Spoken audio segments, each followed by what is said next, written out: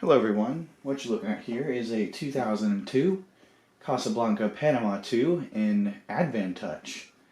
This is the polished brass finish with high gloss cherry blades in a K4S light kit with craft made shades from the same era, except for these are from '03.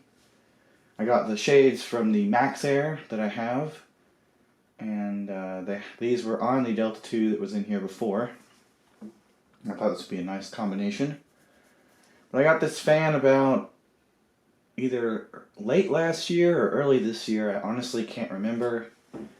I haven't collected very many fans at all this year. I want to say I've maybe collected maximum like 2. It's just been very, not really dry here, but I had too much stuff. I'm trying to get rid of fans more than collect them, but when this came up on Marketplace and I saw that it was AdvanTouch, I had to get it because, for one, it was really cheap, and two, I've always wanted a either Comfort Touch or AdvanTouch Panama because I only have stealths until this point. I only had stealths with those controls, and I just like the idea of an actually remote-controlled traditional fan from Casablanca. They're pretty rare because they were really expensive, and if you're going to shell out that kind of money, you might as well get something contemporary and, interesting instead of a traditional styled fan. So that's why they're really rare. But it has the typical kind of gross looking, it's not sticky, luckily, which is nice because these usually get sticky. But it's not clean either, and it has a little mess up on the screen. I think I have another one of these remotes that's nicer. I just need to find it in my stuff, because it would be nice to have a better example of this remote, because it's got, faded lettering, and that screen has that weird little cyst in it. I don't know. So yeah, we'll go ahead and start it off with the light.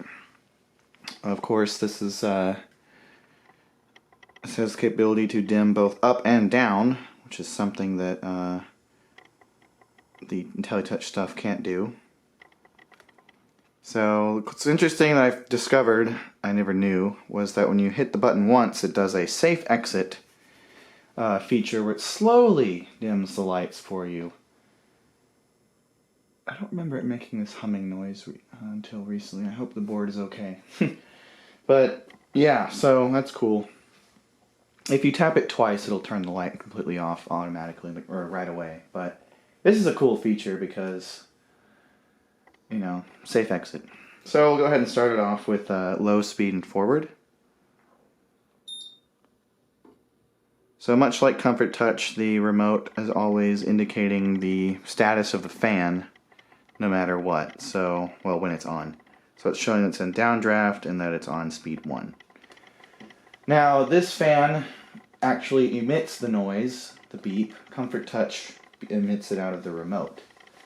So they went back to the speaker on the board with this system. And I don't think this is thermostatic. It looks like it could be, but I don't think it is. It doesn't have really any buttons for that. So unfortunately, it's not as cool as Comfort Touch, but the remote is definitely more ergonomic. I mean, it literally fits in your hand a lot better than the brick that the Comfort Touch remote is.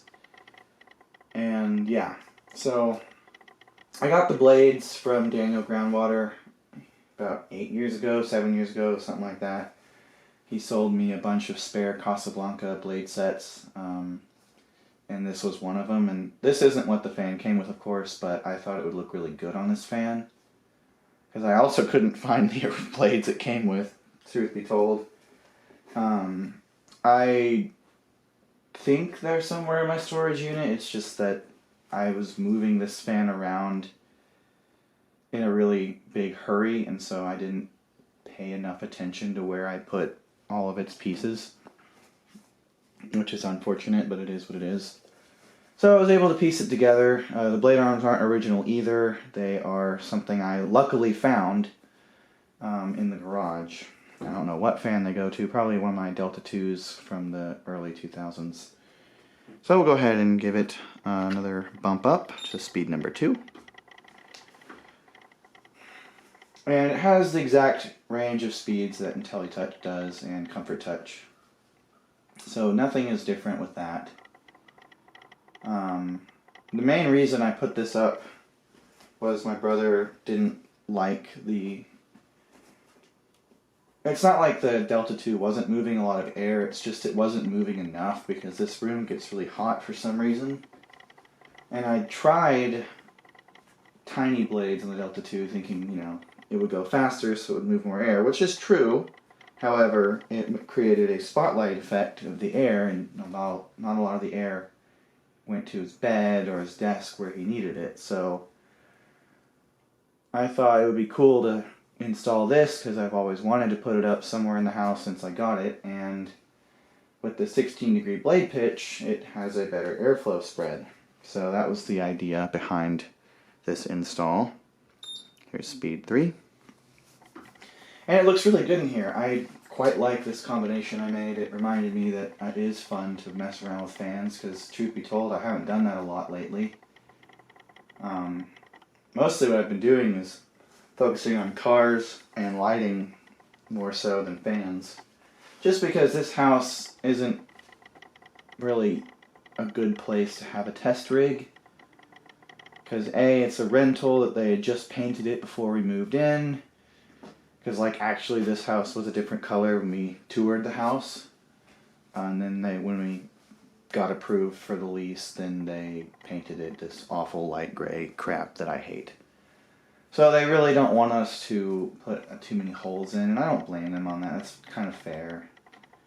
So I didn't want to install too much things on the ceiling in the garage besides the fluorescent lights and our bike hangers. So yeah, I never got to that. Plus the ceiling is 12.5 feet in the garage, so it's kind of not great for a test rig. Alright, here's speed 4.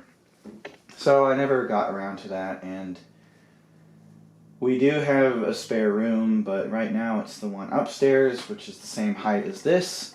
But in that room, the box is closer to the ceiling peak, which you can't see it here, but this is a tray kind of ceiling. The roof peak is right on the edge, because this is a corner room. So in that room, across the hall from my brother's room here, a 3-inch downrod fan that's 52 inches or 50 inches or maybe even 42 inch will, maybe not 42, but definitely 50 or 52, it will hit the slope on the ceiling with the end of the blades. So I don't have long downrods for every type of fan I own. You know, so that's not a good room for testing. And I guess I could take the fan down in my room and do that, but that's just kind of annoying. So that's the main reasons why I haven't done a lot of fan videos. And I've been really busy too. My life has changed a lot. Like significant amounts of change have happened since I moved into this house 2.5 years ago. So here's speed 5.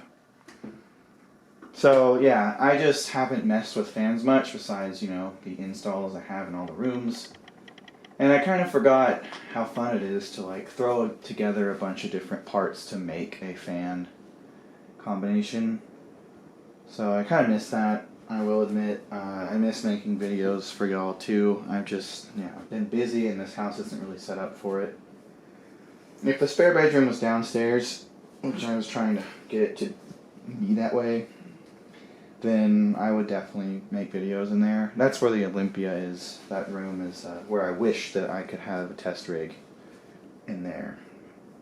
But the Derby room is the spare bedroom currently, and it's just not really viable for constant videos because most of my fans have short downrods, and so that won't work. It does have a little bit of a wobble. Actually, it's somewhat significant, but, whatever. It's probably because the blade set and everything. No big deal. It's gotten better since I installed it because the flywheel's adjusting. And we'll go ahead and hit high here. There we go. Oops, sorry, I hit my little lever there for the tripod. But yeah, it looks really good, and I like it. The air movement is better.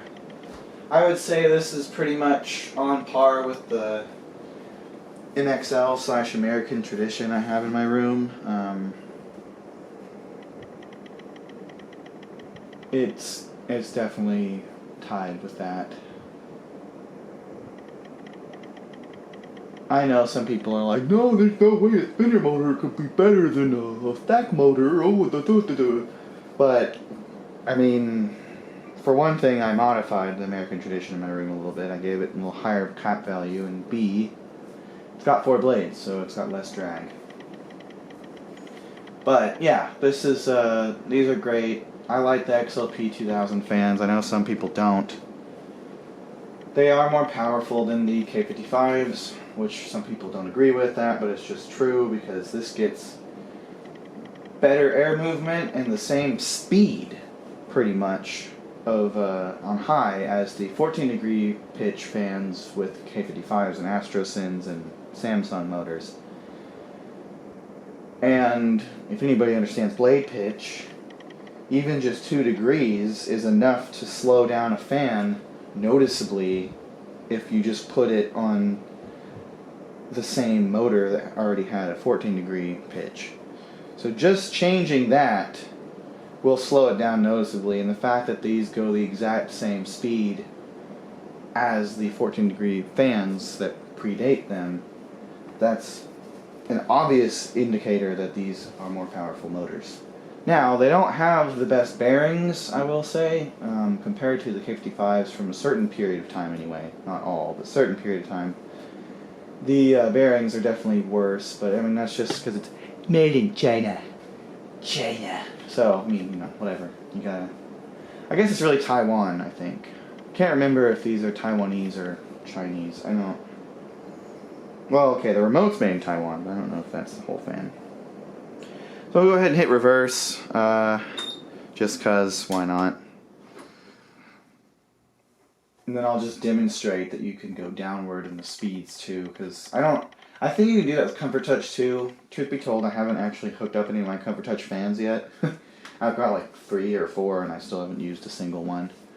But IntelliTouch, you can't go down on the speeds, you can only go up. Same for the lighting, so that is a nice improvement. I think that they should have implemented this into the newer IntelliTouch system, but they never did. So, my only gripe is that the beeps are all identical. It's not different notes like IntelliTouch is, so you just know that the fan is responding to something, but it doesn't tell you by sound what it's doing like IntelliTouch does. And I guess Comfort Touch does that too, where it has different sounds for the functions, like a reverse is different than speeds and such. So yeah, you got your down arrows here. Hold on, let me try to get to focus. So there you go. So I'll hit it back to high and then turn it off.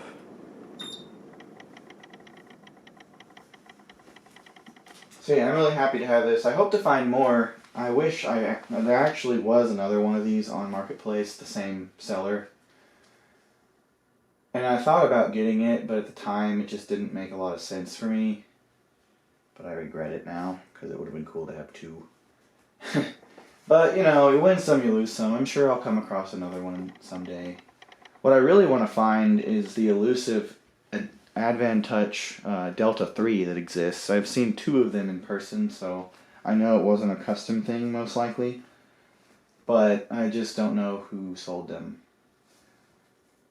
Because apparently the place I used to work at actually sold Delta 3s. One of the few places outside of the Home Expo, or Expo Design Center for Home Depot that sold these, or those. But 2 different former customers I should say, because they no longer do that, they had, or probably still have, the AdvanTouch Delta 3s, and I thought that was really rad. I would love to find one. Sorry, that was my girlfriend text notification. But yeah, that's the gist of it. The bearings are good. It's in really good shape, honestly, and it is a little lower than the Delta 2 was. It's got an 18-inch down rod, I think. Yeah, That's 18 inches. So it's a little lower, but I think it actually looks better in the room than the 12-inch. And the Derby is also an 18-inch, so it's kind of nice. It's matched with the other room. But I'm actually considering replacing that Derby with something else because I don't like that I can't find the proper screws for that switch housing. So it kind of rocks like this and makes noises sometimes. But yeah, I don't know, we'll see. I might put another Casa up or a Craftmade or something else, another Emerson, I don't know. Actually, I think I know what I want to put up in there. But anyways, that's not really related to this. I hope you enjoyed this video, and I'll try to make more. I have no promises to make because I don't know how my life is going to be just in the next month, honestly.